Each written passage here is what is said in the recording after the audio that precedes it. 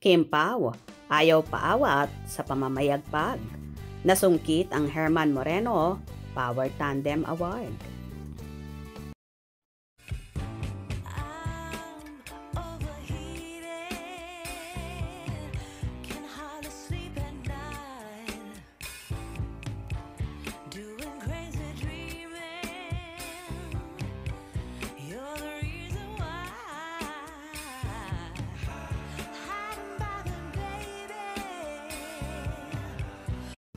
Tumanggap ng 13 na parangal ang ABS-CBN kabilang ang patok na tambalan ni Kim Chiu at Paolo Avellino sa 38 Star Awards for Television ng Philippine Movie Press Club, PMPC.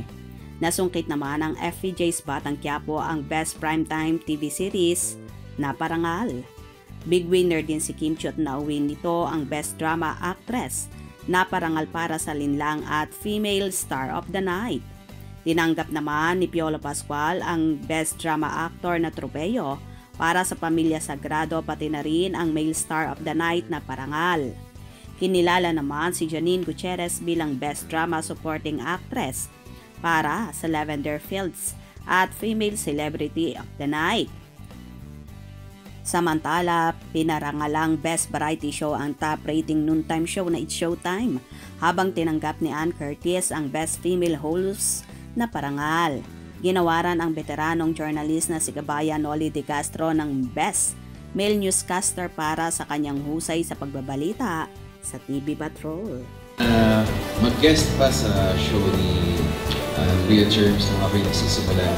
And over the years, sa lahat ng mga nakasalamuha kong mga artista at mga tao, ang dami kong mga naririnig na pinagsimulan talaga nila ang programa ni Kuya Germs. Salamat at patuloy nyo na binibigyan importansya na naiambag ni Herman Moreno dito sa industry. Hinirang din bilang Best New Female TV Personality ang Pinoy Big Brother Gen 11 big winner na si Fiang Smith. Samantala ang mga host ng show na sina Alexa Ilacad, Bianca Gonzalez, Enchong D, Kim Chiu, Mele Cantiveros at Robbie Domingo ay tinanghal bilang Best Reality Show Host.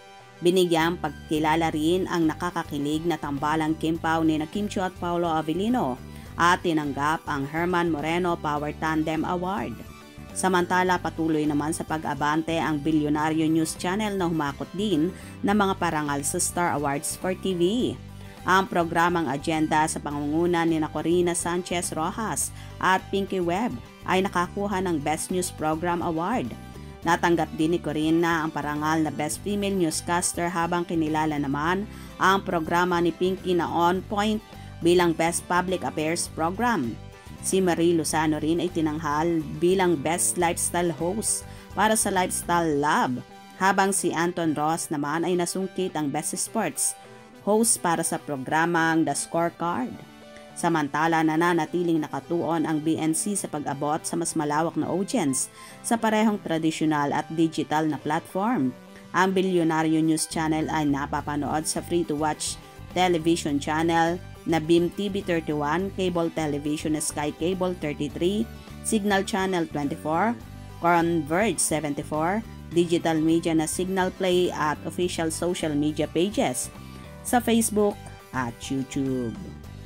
Well, sobrang happy ni Chinita Princess at ni Paolo Avellino sa natanggap na award at lalong higit ang dalaga dahil nakasungkit pa siya ng Best Drama Award para sa serye nilang Linlang. Congratulations sa lahat ng nanalo, lalong higit kay Kim at Paolo na talaga namang umaarangkada sa awards. Hope you enjoyed. Please subscribe for more info.